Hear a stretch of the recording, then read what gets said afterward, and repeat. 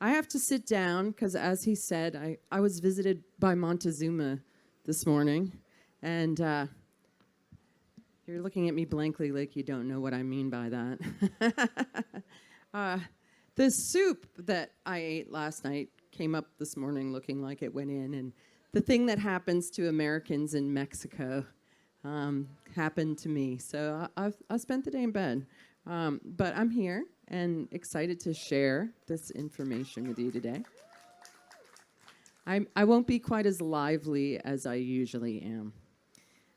So the talk that I am giving is called Electric Body, Electric Life. And I'm going to let you know about the electrical nature of life and your body. So I'm a sound therapist, and I spent the last 27 years bouncing sound off people like sonar and listening to the ping back. Kind of like ultrasound, how ultrasound shows you images when you bounce sound off of the interior of the body. I've been doing it around the body. And the process was very mysterious to me for many reasons, in part because I didn't understand that our bodies have an electrical system. Who knows that your body has an electrical system, right? So we're not really taught about that. And when we tend to think of electricity in the body, most people tend to think of the nervous system. But we don't realize that actually every single part of our body, our blood, our bones, our fascia, our collagen, our digestive tract, everything, even oxygen that we've been taught to think of as a gas, actually has free electrons. So when we breathe in the electric environment, the electric air around us, it's those electrons on the oxygen that are making your blood become bright red. And it's that light that is getting dropped off at your cells. So you can go for weeks without food. Some people can go longer, days without liquids. You can only go a few minutes without breath. So that's where most of your life comes from. The electric juice that powers your body comes from the electric air that we breathe. And so there's quite a lot to look at. So for me, I'm the author of 2 books, Tuning the Human Biofield and Electric Body, Electric Health. Tuning the Human Biofield just sold 100,000 copies, which is pretty exciting. Not many books get it to that zone. And it's a funny little book about tuning forks and chakras, and I never thought it would sell quite so much. I'm also an inventor of a sound therapy method called biofield tuning, and I've trained thousands of people around the world to do this method. And I'm an inventor. I've created my own line of tuning forks working with specific frequencies. I've created many, many prototypes and played with them to see how they affect our health. They affect our electric health. I'm also a researcher. I have a nonprofit institute that conducts peer-reviewed research on the human biofield. It's been very painful to me along this journey because very few things sound more woo-woo than tuning forks in your energy field, right? And so I've really made a big effort to understand the science of how and why it works, and also to promote the science through prescripted channels. So we have a study that we did that I'm going to talk more about later that is about to be published in peer review. So most people 10 years ago, in 2010, when I first learned about plasma, my son came to the dinner table and he said to me, "Did you know there's a 4th state of matter called plasma?" And I had never heard of it. I'd only learned about solid, liquid, and gas. But how many of you have heard about plasma at this point? Right? So when I gave talks like this in 2011, 2012, nobody raised their hand. Nobody. Like, nobody knew about it. It was hidden. Even when they're talking about space, that was always assumed, and I know there's probably a bunch of flat earthers here who don't believe in space. I personally am in the I don't know camp with that.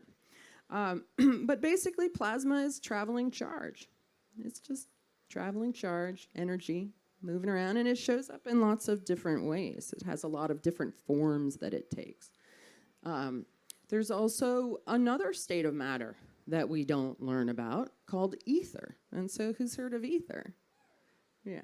All right. So ether is the luminiferous ocean of clear light that light waves travel through. And that has been removed from our cosmological story and replaced with nothing, the empty vacuum. And then we're told that light waves can travel through nothing, which doesn't make any sense. How can a wave travel through nothing? It's like saying waves in the ocean are not traveling through water, right? It's just part of a lot of nonsense that we're told and that we don't question. Right? So the ether had been sort of removed, although now it's called dark matter or the 0 point energy. It has different names. I prefer the classical term of ether. So our environment is very electric. You know, our air is a plasma. Lightning is a plasma in arc mode. Northern lights are the upper atmosphere going from dark current mode to glow mode because there's more charge. You see the rippling patterns that this traveling charge forms. The ocean, right? When you go to the ocean, and it's an ionic environment, all the waves and the salt water, and it helps charge you up. And we go to the beach to recharge our electric bodies. The forest floor, the whole forest, all of nature, the mycelial network that is under the soil is all transmitting electrical information and communication. It's a whole conversation going on electrically there. Yes, the mycelial network, which I've become very fascinated with lately. Anybody a Paul Stamets fan? Paul, I recently watched a conversation that he had, and he was talking about how if you go into a garden or a forest and you drum, and that reverberation in the soil actually causes the mycelial network to grow. And so if you want to improve the yields of your crops, go out and dance and sing and drum in your garden, and it will actually do that, which is kind of fun. I think I'm going to stand up until I need to sit down. So you can see how that, that's our nervous system and how it branches, just like lightning does. Our brain waves are electric. You ever been sitting next to somebody and you know what they're thinking? Because they don't just stay inside our skull. Whenever you get an EEG and you get sensors put on your head, those sound waves, those electrical waves have made it through your skull. They don't stop at your scalp. They propagate away from your body. Your heartbeat. Your heart is an electrically driven oscillator. And the rhythms of your heart also propagate off your body. Not just when your heart is beating so hard you think other people might be able to hear it. This is when you get a pacemaker that's regulating the electrical activity of the heart. Our digestion is actually electrical fermentation, and why people advocate fermented foods like kefir and sauerkraut and kimchi and things like that, because that adds electric juice to the digestive process, which is one of stripping the electrons from your food so that it can get into your blood, light it up, and then go off into your body wherever that electric charge is required. Your bones are electric. So when you compress your bones, they make electricity. And why people bounce on trampolines or run, when you get energy from dancing. And the more you compress your bones, are like batteries. They store electricity, kind of radiate it out into your body during the day. I have a theory that lymph is a magnetic fluid, and that the electricity in our bones plays a role in lymph circulation. I haven't found that correlated anywhere yet. Our blood carries a charge. Our blood has hematite in it that the electrons stick to and get carried along. Our fascia. So if you look very closely at pictures of mycelia, mycelial network, and human fascia, you can see they look almost exactly alike. Almost exactly alike. And I think we accept that we have bacteria in us, right, and fungus. But when I saw the correlation between mycelia and fascia, I started wondering if I was made of mushrooms. That life, it does the exact same thing. Right? And the first life forms, as I understand it, were fungus. So it would make sense that that's what we're made of as well. So we are connected through the ether and the plasma to everything that is, because there's no way that you can separate light. There's no boundaries. Nature has no kernel or shell. It's everything all at once. And as part of the process of divide and conquer, these additional states of matter that are light and that are connected have been hidden from us. And we've been taught a cosmology of darkness, chaos, randomness, and disconnection, which is very depressing. It's very depressing. I was a seeker for a really long time. I was like, something's missing here. And when I discovered plasma, and I discovered that my electrical system was my light body, that there was a biological basis for the spiritual notion of a soul, of an illuminated within, was a huge relief, actually, to discover that there's no separation and that between science and spirituality. I mean, to me, the body's electrical system and an understanding of the nature of our biofield ends the divide between science and spirituality, which is a nonsense word-based divide anyway, and part of just what keeps us small and separate. We divide into camps. But there is no division because it is all fundamentally light. So the human energy field or biofield or electrical system is shaped like a torus, like many things in nature are. And this is how I've come to see it in this process of bouncing sound off the body. Oftentimes when we think about an aura, I think there's this sense that it kind of like fades out and it's sort of denser close to the body, and then it sort of fades away. But what I discovered in my explorations with the forks was that it actually had a boundary, and which I came to see as a plasma, double layer boundary of the plasma body that we have. What I also discovered, which really, really surprised me, because we're told that our memories are stored in our brains. But what I was finding as I was combing through the atmosphere around people's bodies, was I was actually finding memories. As I pass a tuning fork through somebody's field, it actually changes in tone, it changes in volume, it completely changes the way that it's expressing because it is resonating initially with the information that's present there.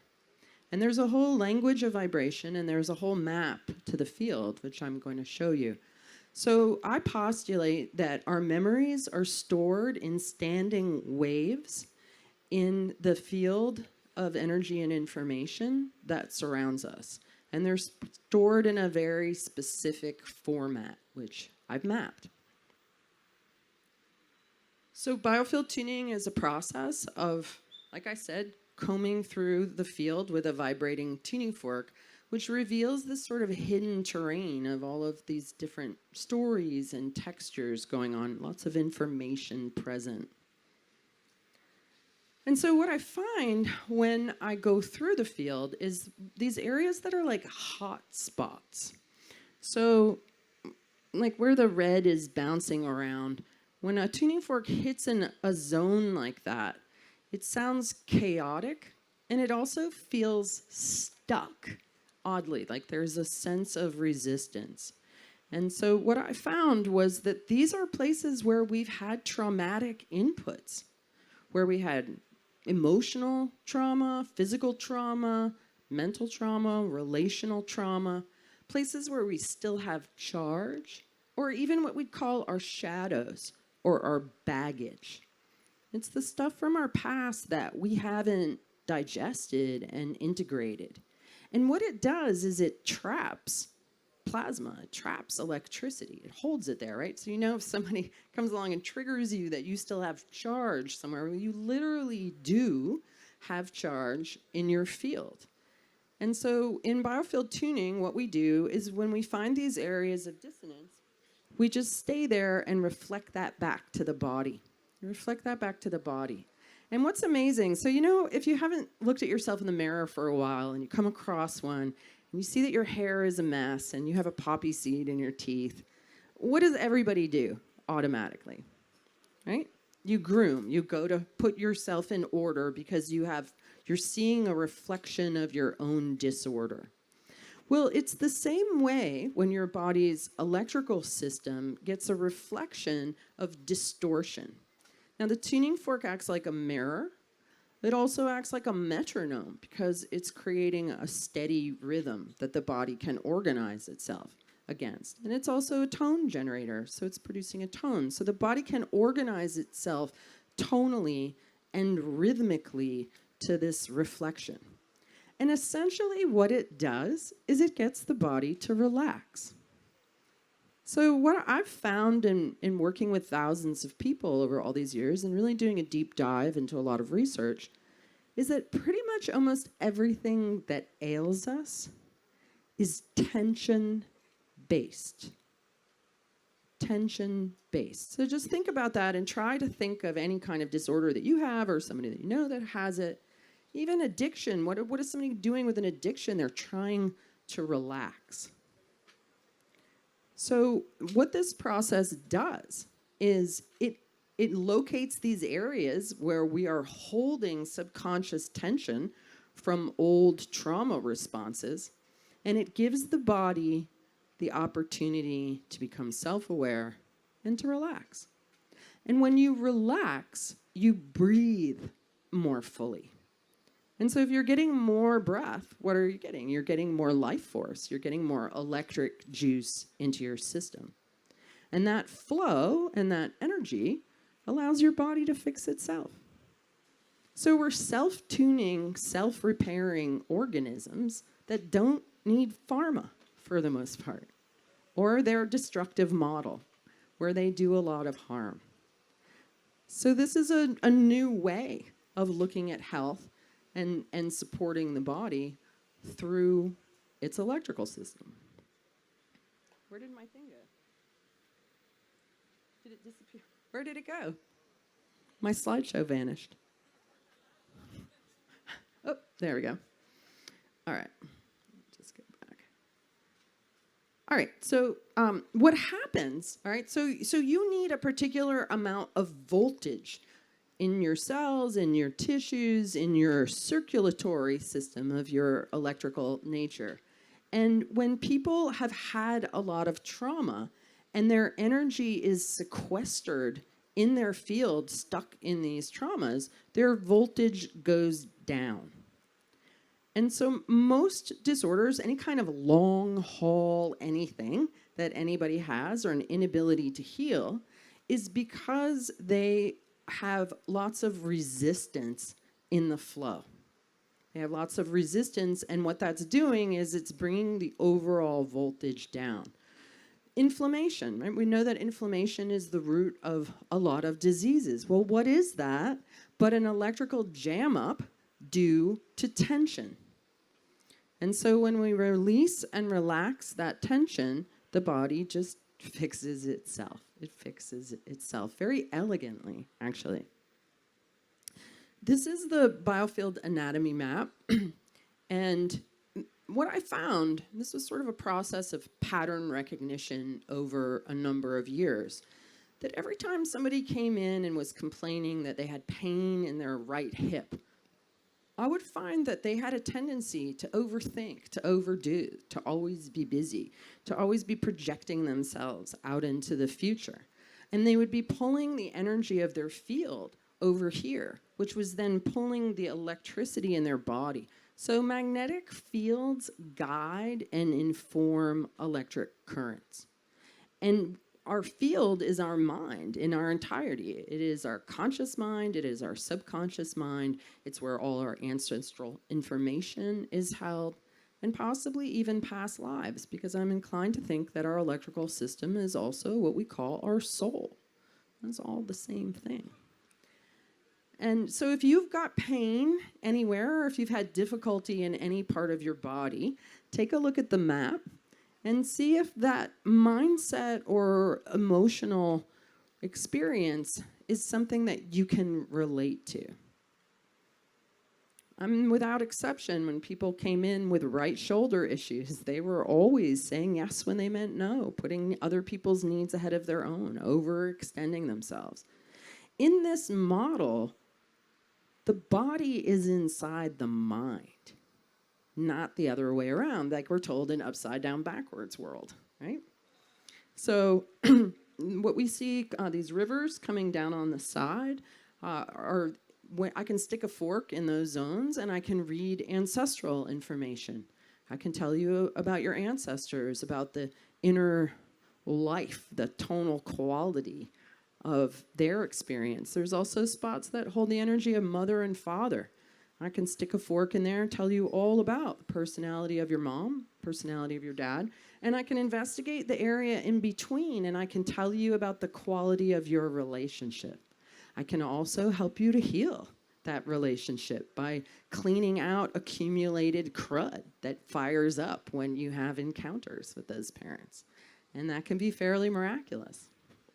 So feel free to take a picture of that if you want to. Interestingly, when I discovered the mother and father spots, right, that they were loud spots that I couldn't move, that I couldn't adjust, concentrations of energy that held this ancestral information, but I can move energy around the field. The tuning fork becomes like a magnet as well, and it allows me to adjust the field. But it wouldn't move these, and I found it very interesting that that this model is replicated in all of these glyphs that have been found all over the world, that ancient humans perceived these spots on either side of the body as well, and whether they saw them as ancestral or not, I don't know, but they're definitely a plasma phenomenon. In fact, the purple image in the middle is a plasma construct created in a lab. This is a form that plasma takes naturally. So I found that really fascinating, that correlation.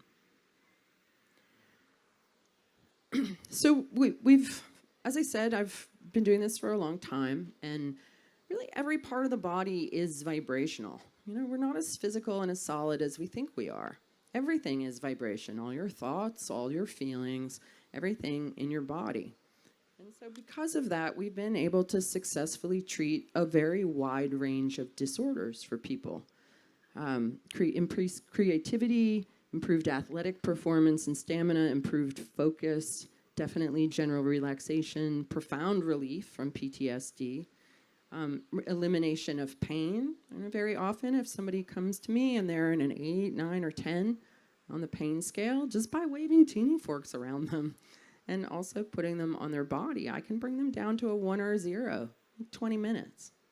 Yeah, very elegant, very effective. In fact, there's a few people here that I worked on last night that were in pain sitting next to me at dinner, and just help them. Faster recovery from injuries, diminished anxiety. In fact, we did a study on anxiety. I'm going to share some of the results. Elimination of fears and phobias. There was a study done with mice. And what they did was they took these mice and they introduced the smell of cherries, and then they electrocuted them. And so obviously every time the smell of cherries was presented to these mice, they would have a stress response because they were anticipating being electrocuted. But what they found was that 3 generations later, the smell of cherries still produced a stress response in the offspring, even though they had never been electrocuted. So if you have strange fears or phobias that don't make any sense, it's likely that that came down through your ancestry to you. And we're much more connected to the experiences of our ancestors than we've been led to believe that we are. So this is a feasibility study that we did. We had 15 volunteers. All 15 came in with anxiety. And each of them received 3 one-hour biofield tuning sessions at a distance over Zoom. And all 15 came out of the study with no clinical anxiety. And the trait anxiety, you can see that goes down quite a bit. What was interesting, the slide on the right, was these people would get a prompt, like a voice note. They'd ask them, how's your day going? And then they just had to leave a voice note and say how it was. And then this was all fed through a statistical software analysis that measured the amount of negative words that they used to describe their experience. And as you can see, that also goes down every single week. Now, this is in comparison to a 9-week, very heavily funded compassion meditation study that was funded by the National Institute of Health. They ran it through the same process, and the line does not move at all. So people's negative word use does not change at all across 9 weeks of meditation, but changes dramatically after 3 biofield tuning sessions because we got them to relax. And when you relax, life is easier than when you're edgy. Right? You're going to have a bad time when you're on your edge and not comfortable. You're going to have difficult interactions with other people. Right? So if you relax, things just get groovier. One of the things that I have discovered is that sound is part of the electromagnetic spectrum. Now, Wikipedia and Google will tell you that it's not, because light waves don't need a medium to travel through, but sound waves do, because they tell you there is no ether, all right? The ether is, when any kind of waves travel through it, it produces charge. So there's just some things to think about that all propagating frequencies, whether we call them light, whether we call them sound, whether we call them music, all carry charge with them. So we're told that sound is a longitudinal wave, but it's always depicted as a transverse wave. Right? It's always depicted as a sine wave, even though we're told it's longitudinal. But it's actually both and more, because sound produces longitudinal, transverse, and scalar waves, and that sound waves propagate spirally, spherically, and contain complex geometric information, as well as electric charge. Okay? So let's just kind of, don't believe Wikipedia, because they lie to you about a lot of things. This is a cymoscope, something that I just got in my sound lab. This is a device that makes sound waves visible in water. So it creates some cool images. And I don't know if that's going to start on its own or not. That's a video that's supposed to play. I don't know if it's going to. I don't see it. Well, we're going to skip that. But I have a YouTube channel. And I would invite you to visit it and look up the cymatic expressions of some of the tuning forks that I use. So this means that our voices make electricity, right? And we know this. If somebody yells at you with charge, you feel that, right? If somebody speaks to you with ooey love, right? And you feel the charge of that. Like, our voices are very powerful.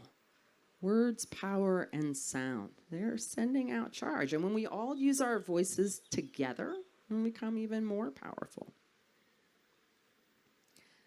So as I said earlier, tuning forks act as a mirror, a metronome, and a magnet, and they work with resonance and entrainment. And also the power of our own minds and consciousness, which is also electric and influential. So when I combine a vibrating tuning fork with my own energy field, my own mind, it becomes a very powerful electric magic wand, almost. And our bodies are designed for harmony. They're designed to be in harmony within and in harmony with nature, to be connected electrically to the environment around us. That's how we're built. Sound also engages syntropy and levity. So these are two forces of nature that we also don't really learn about. But sound waves fall upwards. And if you've ever been next to a steel drum band, like, you can feel how the water in your body starts going up, right? So it's energizing for us. And syntropy is the opposite of entropy, also something we don't learn about. Syntropy is the amazing fact that anything comes together into beingness, the creative life force itself, that our dead, upside-down world wants to deny the existence of and just tell us about entropy and gravity, right? It's all falling apart, it's all going down. But it's also coming together and going up. And it's important to recognize that. This is just some work that I do with voice, right? This idea how powerful our voice can be. I've created a system with a few other teachers that we call the sonic anatomy. And we've discovered that different tones resonate in different zones of the body. And we have an 8-hour workshop where we bring people through all of these tones and zones. There's 25 more on a different one that you don't see. And that's actually coming up this weekend. So if anybody wants to learn more about how to empower your own electric voice, to be a better speaker, to be a better singer, to be healthier, you can check out my website for information on that. Yeah, so I don't want you to try to raise your vibration. I want you to think about getting in tune. I'm finding your vibrational sweet spot and living from that place, allowing yourself to be human, and then thinking about raising your voltage, your overall power, the lumens of the light that you are. So I'm doing a workshop tomorrow on getting rid of internal and external parasites. And I've discovered that not only do we have the physical little beasties in the body, but there are etheric parasites that feed on our own imbalances. If we feel a lot of guilt or shame, if we're always fighting or arguing, we're energizing imbalanced parts of our field that then attract parasites that feed on that. And when they become very embedded, they can even induce suicidal ideation. And part of us being covered with these energetic parasites blinds us to and enables us to allow the larger parasites of government, of agencies, like, Ron Paul was talking, we got to get rid of the CIA. Well, what are they but a big fat parasite? And so the only way that we're going to collectively have the experience of being parasite-free is that if we take care of ourselves first. And as we become, clean and clear, we won't stand for these and they will fall away. And that's what happens when you get yourself in order. So I will be doing a group tuning with everybody and just kind of teaching you all about how the sound can be used to cleanse us and make us clear and healthy and sovereign beings, which I believe all of us want to be.